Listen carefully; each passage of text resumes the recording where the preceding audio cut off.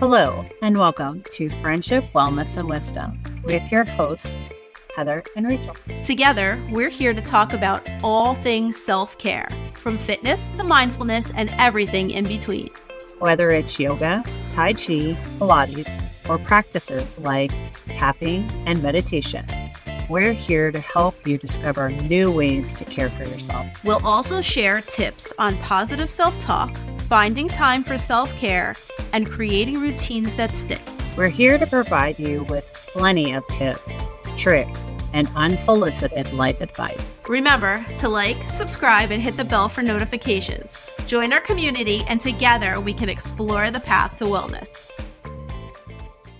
All right, so welcome back to another episode of Friendship, Wellness, and Wisdom. So today's episode is based on a blog that Heather wrote for See Life as a Muse, and we are going to be discussing the differences between empathy and apathy and how these emotions affect and shape our interpersonal relationships of all kinds, really, like whether it's friendship or romantic or at work. Especially. So we're going to dive right into it and start discussing. We'll start with empathy. Okay. So what exactly is empathy? All right. So empathy is the ability to understand and share feelings with somebody else, right? So you don't necessarily have to have gone through what the other person has gone through to have empathy for them. Like you can feel what they're feeling. You can empathize their emotion. You can tap into how they're expressing to you and things like that. So empathy means that you're stepping into their shoes. You have a genuine feeling about what they're feeling, what they're going through. It takes both cognitive empathy and emotional empathy, right? And so it's a perspective from both ends, right? Understanding it and feeling it. Even though you might not know something like, I may be going through a particular situation that you've never gone through before, but I may be feeling embarrassed or like a little bit guilty. So even if you don't know the situation that I'm in, those are both emotions that you felt before. And from that place of understanding, there's a connection there. Right.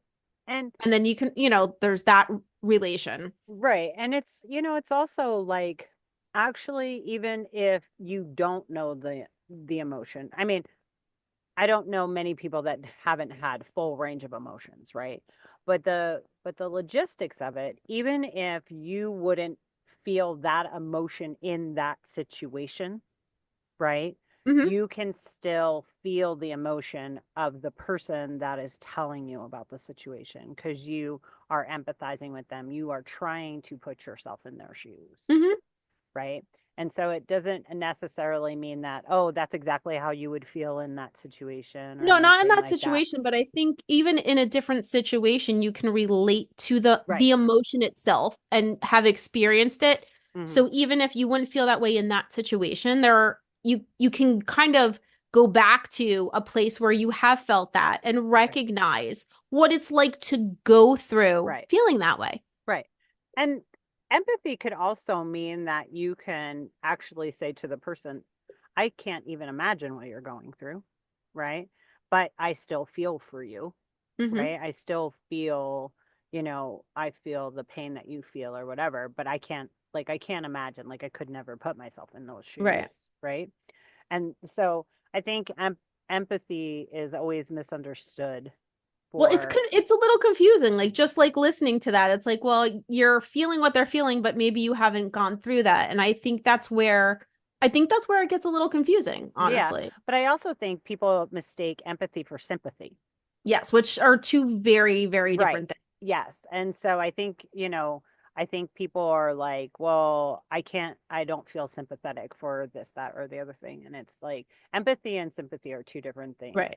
And I think people confuse them a lot. All right. Did we want to talk about the difference between empathy? No, I was just about to say that. So yeah, I was going to say, so when we talk about sympathy, like when I think about sympathy, right, you're feeling sorry for someone. Right.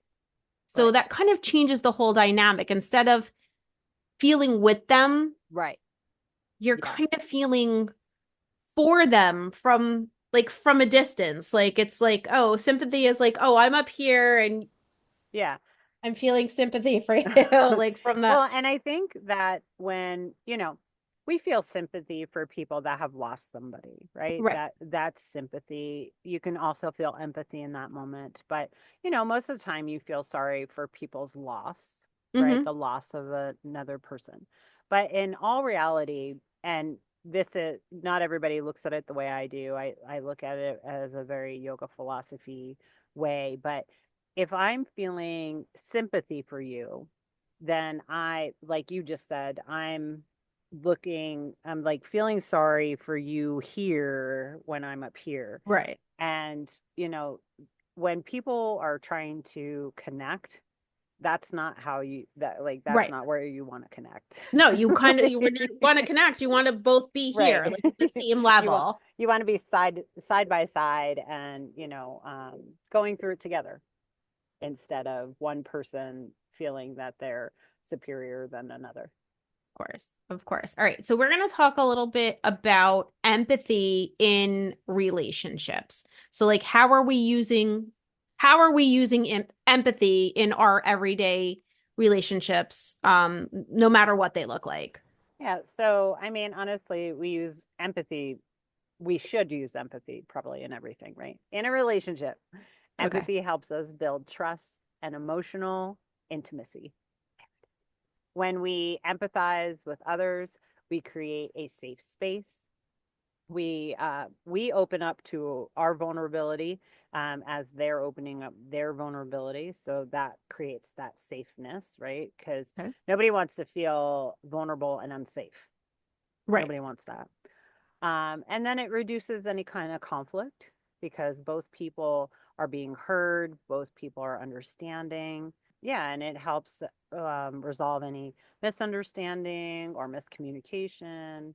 You're both on the same plane and you're Hmm. really listening and understanding and Connecting. empathizing. Yeah, connecting. Yeah, genuine connection. All right. So on the flip side of this, we're going to talk about apathy and what it is and how it is different from empathy. Yeah. So apathy is the absence of feeling or concern, right? Hmm. So it's when we emotionally disconnect from others, failing to recognize their needs, failing to recognize how to respond in a Hmm. proper way. While empathy creates connection, apathy creates emotional distance, you know? And Yeah, so I do. yeah, I've got a and little bit of experience with that. yeah. And so some people, some people are apathetic not intentionally too, Right. right? Because they just don't know how to respond to a Or situation. sometimes you can't. Like I have to say, like I was when when I was kind of at my worst Hmm. health wise, when I was going through the worst of it and I was in pain all of the time. If it went on for too long and it was too hard, would detach and Hmm. become extremely apathetic even to my own feelings. Like there Hmm. wasn't time to feel anything emotionally because physically Right. I was going through so much and it that was all I could handle. I'm sure you weren't intentionally apathetic, No, right? it's just it was the only Right. But in the way that I could moment, handle. yeah, in the moment, you didn't know how else to be, right? I Right. mean, and I think that's important because not everybody that's apathetic is intentionally apathetic, right? But there are people like people that are narcissists. That's one of their big traits is Right. apathy because they lack the empathy, and that's what creates narcissism. But d- just because somebody's apathetic, don't think that it's always intentional. Right. Of That's course all I'm not. Some saying. people just sometimes too, like we're not always taught like emotionally how to handle things. Right. And some of us have had better examples in our lives than Hmm. others. And some of us have had to kind of figure it out as we go Yeah. and learn and like, have things get messy for us. And It's it's work. not something, yeah, it's To not connect something with everyone's people is taught. work, Mm-hmm. you know, Yeah. and I think, sometimes we don't recognize that we have to take the time to actually tap in to be empathetic. So, No, yeah, absolutely. Again, it kind of comes in that whole thing. If it's not talked about, if it's not very common, um, in your everyday life, like in your upbringing, like mhm, if it's not introduced, it's very difficult to then work into your life without realizing what it yeah, is you're doing and how it is that you can connect with other people if, someone didn't try to do that for you with you. And sometimes, it's just how yeah, you are. I don't know, yeah. or what, Well, what and you've I don't, learned, your habits. but honestly, there are some people that I've known that believe they're empathetic Hmm. and they really are apathetic. Yes, And it's not because they're bad people or whatever, but they really can't connect with others. They struggle with that connection piece. absolutely. I think too, sometimes as well, like we're taught what's polite. Yes. And like those responses, those like Hmm. automatic responses come in and you think that you're being like empathetic and you're being supportive or whatever, and Hmm. it's just like, someone sneezed, you said God bless you, Right. that kind of thing. Yeah. And it's like very, still very emotionally detached, like you're just kind of going through the motions of it. Right. Yeah. It's like an auto response. Yes, yeah, Yeah. exactly. Totally. We're going to talk about what apathy looks like when dealing with leadership. So, Hmm. like, kind of at work or even in a family dynamic, right? It's Yeah. it's just anytime there's like kind of a team where people are together and someone's taking charge. So, what does that look like? So apathy in leadership can be toxic. I mean, that let's just be honest about it. When leaders are indifferent to their team struggles, when they're indifferent to like what's happening in the workplace, or even a head of a household is empathetic to other people in the household, what's going on, Right. it just can be a really toxic environment, right? Because nothing changes because they can't see it, they can't relate to it, they can't connect to it. They'll make it to where like whatever message you have or whatever struggle they're actually visualizing, seeing, they just can't connect to it. So they can't they it doesn't matter to them, right? Right. And a lot of these cases too, I feel like sometimes people put the bottom line at hand, right? We have to get this Hmm. done. This is what has to be there. I don't have time to deal with, all of this that's going on. And Yeah. sometimes you don't really, I think the biggest thing here is to know you don't really have to deal with what the other person's issues are. Hmm. Sometimes it's really just a matter of like knowing that there's an issue Yeah. and being willing to at least see that. Now, in work, of course, like if there's issues, they really should be addressed to keep Right. things running smoothly, but sometimes really just it's the acknowledgement that there is an issue and the willingness to just kind of see that person's point of view, even if you can't fix it. I feel like Right. that can make like a huge difference, just that you're willing to acknowledge that this is an issue for someone and that it does need to be addressed. Yeah. And even if you can address it, allowing the person to be seen Yeah, for what they're going through is super important, right? So even if there is something in a company that you're like, I personally can't do anything for it, it comes from way higher than me, but actually empathizing with the person doing the work and saying, you know what, I can see where this would be a struggle. right. I understand that. And I thank you for working through this. Like, I really appreciate like all the things that you're doing to overcome this struggle. Right. And I think a lot of us can relate to that. And when someone just notices that like Hmm. we're having a hard time and we're showing up anyway, Right. the acknowledgement of that. I mean, I know for me, like it means so much to me when someone is like, oh, you know what? I know you've been through a lot and you know what? Thank you for showing up and being here and working through it. Yeah, It's totally. huge. Yeah. When a person that is supposed to be a leader, right, whatever this looks like, when they show apathy, right, it just undermines trust, right? Absolutely. It undermines collaboration. There's no trust, there's no collaboration, there's no um there's just no, like, the person that is going through the struggle, there's no Well, there's end. no value, there's no validation, right? So Right. you just feel like anyone could show up and stand in your space, and that's just whatever, and Right. that's all the care or thought that's put into it. And Yeah. it can be very like devaluing and dehumanizing. And honestly, in a workplace, it does, like, studies have shown, like, people that are apathetic, that run companies and things like that, the productivity of the people is way lower than people that have somebody that's a empathy driven boss that Of course, yeah. can, like, work with them Well, and we want to work be through the seen, we want to problem. be heard, we want to feel like we're individuals, and that it matters, Yes. whether we show up or not, or like how Right. we're feeling and what affects us.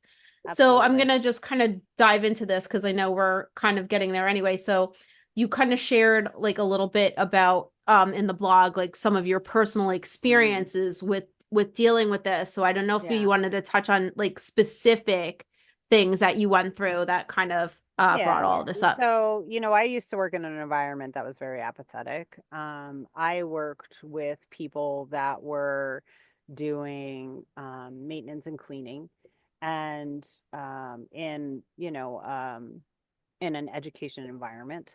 And as everybody knows, kids are not the cleanest, right? Yeah. And kids get sick and things like that. And a lot of people could not understand, the thought process of these people are, putting their lives on the line, especially like during the COVID time Right. and things like that, during N1H1 and MRSA and, things like that. And they could not process that these people show up every day and are cleaning up and could potentially become contaminated, Right. right? And so that was like a really hard thing for people to understand. It's like, well, it's their job. And it's like, well, yes, but how much would you need to get paid to do that job? Like, Right. let's Exactly. let's work through this, And it's not even about the pay, but it's about understanding that these people are keeping us safe, and that's a really important job. Of course, there's value there. Yeah. And so it was, you know, the people that felt that they were, running things, they could not understand, the base, the skeleton of the Right. system. And it was a very apathetic place, and I struggled a lot, because I went up to bat and I fought and things like that. And I could not change the apathy to empathy. Like, I Right. just couldn't get anybody to shift. And I wound up leaving after 20 some odd years, but it's it's a hard place to be when you can't help people along to understand that everybody has value, and these are people, and they're, putting their body on the line to keep other people safe. It's no different Yeah. than, you know, firemen running into a burning building. They're putting their life on the line to keep people safe. Police officers and people in the ER and EMTs and all these things. And so having empathy for people that actually show up every day, like you said, and Right. do the thing, whatever the thing is, Whatever the thing is that they do. yeah, doing the thing, to really, like, understand that it's not always easy, and it's hard, and they show up anyway. Yeah. And All right. and that's important. All right. So we're gonna move on from work, and we're gonna talk about how apathy affects emotional intimacy in relationships. So I mean, Mm, I have to imagine it's really difficult to have any sort of intimate relationship if you are completely apathetic, like, because you're not only are you disconnected from what other people are feeling, like if you're like that apathetic, most of the time you're not even in touch with your own feelings. right. So So yeah, so apathy creates emotional distance, period. When one person is indifferent to mhm. another's feelings, it causes tension, it breeds resentment. Without empathy, it is very hard to have a trusting relationship, a true connection. And so apathy breaks down emotional bonds. It leaves both people feeling unsupported, alone. And then, there's really nothing to build on at that point, right? Unless Right. somebody is willing to um, get assistance or work Right. on being empathetic. Well, it's kind of hard to build trust when you feel like, the other person isn't connecting with you Yeah. at all. And on the other hand, too, like think of it on another realm, right? There could be a relationship that maybe the person had empathy throughout the relationship and now something has happened where Right. there's resentment and now that person is apathetic. And like once that That is happens, true.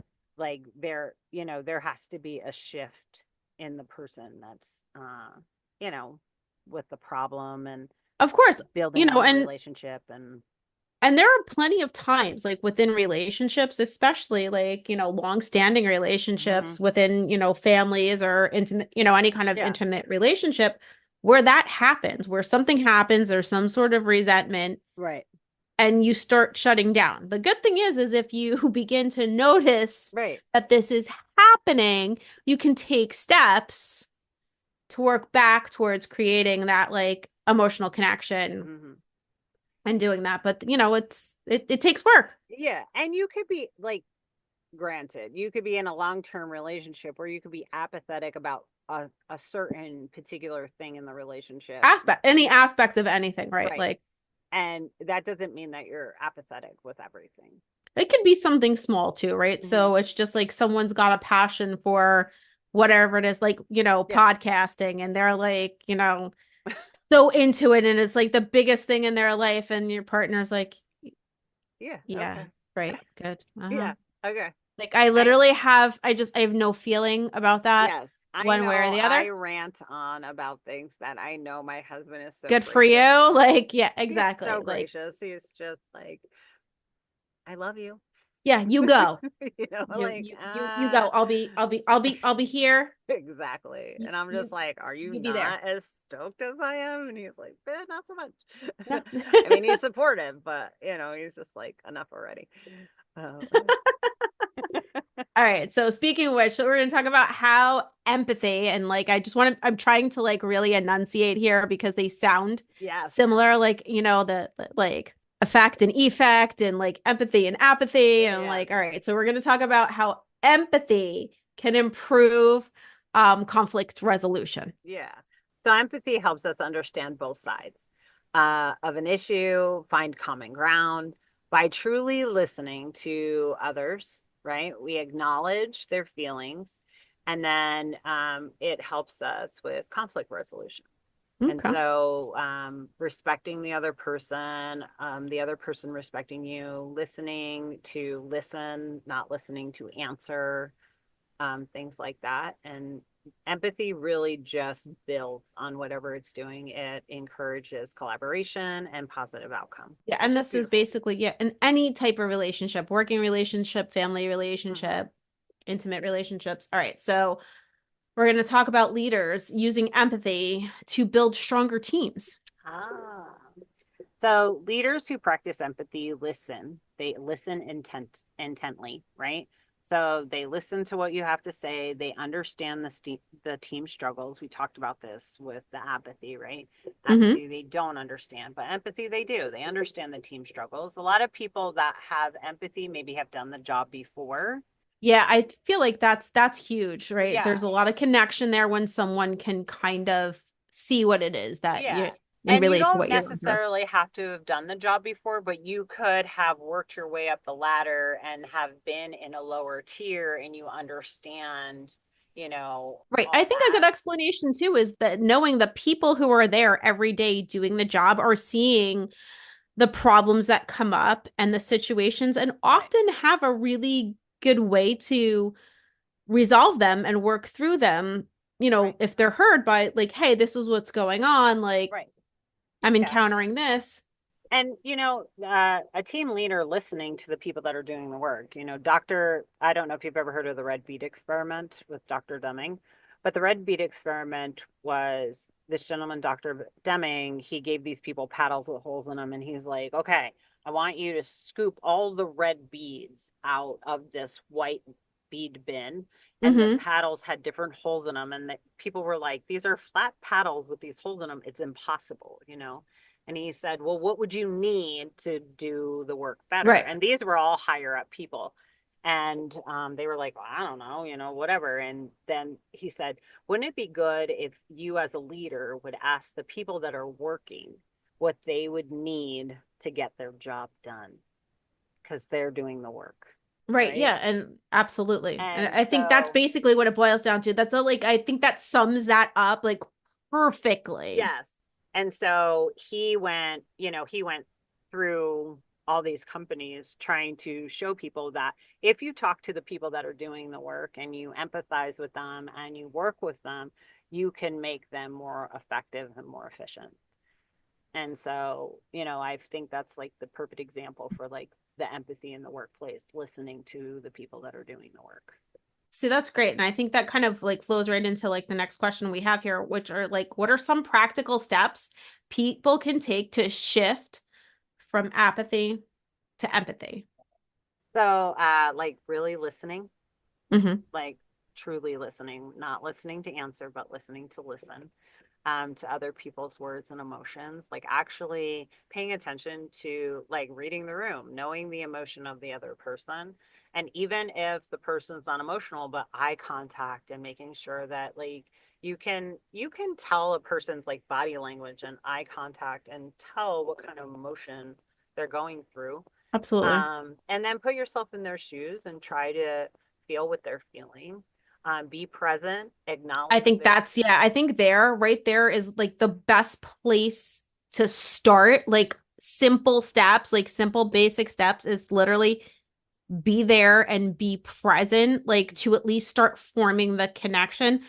Because I think when people try to like change like what they're doing and but they all, they bring out the bells and whistles and try to make a big thing. And I honestly feel showing up, like paying attention and really just kind of being present, hearing what's being said, like paying attention to what is happening yeah. in the moment is where like that's where everything is. Like that's Yeah. where it's all happening. That's like where to start. Yeah, and acknowledging like a lot of people, they need to know that you're listening, right? Yes. And so acknowledging that you're listening, not necessarily creating a story to connect to whatever they're doing, but actually acknowledging like, oh, I hear you, or that must be hard for you, the things like that that relate to the conversation that you're Right. having. And again, and what can we do? Like, what Yeah. can I give you to like help you get through, to help you and do this better? and be gracious that they're showing you vulnerability and you show them vulnerability so trust could be built. I think that's super important. Create space, Absolutely. right? Not everybody wants to talk all the time. And another way to show empathy is giving people space, Hmm. right? And know that, sometimes me coming to you and being like, what's wrong? What's wrong? I know Right. But something's wrong. yeah. What's wrong? What's wrong? That's really like No, but maybe not what you you what you need. can do is just say, listen, if you need to talk, Yeah, I'm here for you. let me know. I'm Yeah. here and I'll listen. Yeah. And so, but I think it's important for people to kind of like read the room and know Of that some course. people need But space. and that's yeah, that's a skill in itself. And again, a really good place to start is to just be present, like pay attention, notice what's happening around you. We're going to use empathy. It's our tool, right? So how are we using this to grow as people? I want to be better. Help me. Like I said, we're gonna listen. We're gonna encourage self-awareness by connecting with our emotions and other people's emotions, right? So we got to connect to ourselves too. That's huge. Hmm. Show ourselves empathy. And then we also want to tune in more, right? We want to tune into other people. We want to tune into ourselves. That's what we were talking about, being present. It helps us navigate our emotions. It helps us develop our emotional intelligence and build resilience. And that's huge because I think a lot of people are apathetic to kind of push away certain things because they don't want to feel. And so people will kind of like, like when you hold that cat really tight and the cat's like, oh my God, Yeah. get away from me. I think people put up that wall of apathy sometimes because they prefer not to let the emotions in. Now I'm not saying all people, but No, some I've people got that some are like that. experience with that. I can totally relate. Empathy transforms how we interact. It just blatantly does. It deepens relationships and it just builds trust. I think it's clear that empathy isn't just something that that everybody just kind of tunes into, that everybody has that in their back pocket. We hear about this all the time right now, how Mhm. people think, if you show empathy, you're weak or things like that. And that's, to me, that's not the case. Like, you should be empathetic, loud and proud with it, right? Absolutely. You should be um, ready to step up and hold space for somebody else. And I think it's really important for us as a society to be able to be really upfront with that. Like, you should be driving with empathy. And if you can't drive with empathy, then you should at least acknowledge that other people need space. Like, other people Mhm. need emotion and feeling and understanding and acknowledgement. If you're not the person to give it to them, that is okay. Some people Mhm. just are not those people, but it doesn't make them any weaker if Well, they're no, yeah, it showing that. doesn't, yeah, it's not any less valid just because you're not someone who can kind of be the one to validate that or to like connect Mhm. with that. Absolutely. I just think empathy builds stronger relationships. It creates better relationships. And it also shows you, like, it shows you different things. I don't think we're all empathetic in the same way. So, like, if you're truly like showing up and acknowledging other people's emotions and how they feel, like, you and I could go through the same exact thing, but we can respond completely Completely differently to it, differently. Yeah, right? absolutely. But us talking about the experience, whatever the experience is, and me understanding where you're coming from and you understanding where I'm coming from, it helps us build other tools as well, right? Absolutely. Yeah. And so, I think the connection and the right, understanding that happens when you're really listening right, is kind of, where that all stems from. It's yeah, really just holding that space, making that space for someone else's feelings and experiences to be valid and right, understood. right, I think that's really it. And it's not always easy to do that because I mm-hmm, think a lot of times like the fear of what someone else is going to think yeah, kind of will sabotage sometimes as opposed to like really just trying to like understand and be there for someone. So it's definitely a skill that is acquired and some people definitely have a little bit more of a knack for it than others. It's something I have had to work on myself. Like it's there and I get it and I understand, but even just like as a mom, yeah, as at work, in a relationship, I know that this was not an area that I was super strong in, but I cared about the relationships, or I still care about the relationships that I have. Myself and everyone else has very different ways of dealing yeah, with things and how these things show up in our lives. So taking the time to get to know how someone else like feels, reacts, like right, things like that, knowing how to talk to them so that they will respond and connect and feel safe. Like that's a big part of it. That's the whole reading the room. Like yeah. it's the taking the time to, show up for them and meet Right. them kind of where they are. And know that, like, some people are, it's easier to be empathetic maybe with people that you love than it is for strangers. Yeah, sometimes. So Some, sometimes it's harder. yeah, and that's what I was going to say. And It- sometimes it's easier to be empathetic with people that you don't know than with people that you love. right? It's Um, because it's kind of almost like watching the movie or reading the book when you're kind of removed from it. mhm, It's almost easier to see and to relate because you're not attached, right? right. So it's not how you're affecting the story. Right. And it Right. does sometimes that space makes things easier. Yeah. It's not something that, is good or bad. It's just something that helps. It's another tool. in Right. the It's toolbox. exactly. It's something that you can, choose to work on if developing stronger relationships, like whether it's at work or in your personal life. It's just another way to kind of connect deeper Yeah. with other people and even with yourself. Like these are also processes that you can use to connect to your own feelings and anything that you can give to others, like you should be able to receive yourself. So anything that you want to see, anything that you want to feel, anything that you want reciprocated, Yeah. give it to somebody else. Yeah. Totally. Totally. Mm. And try to give it to yourself.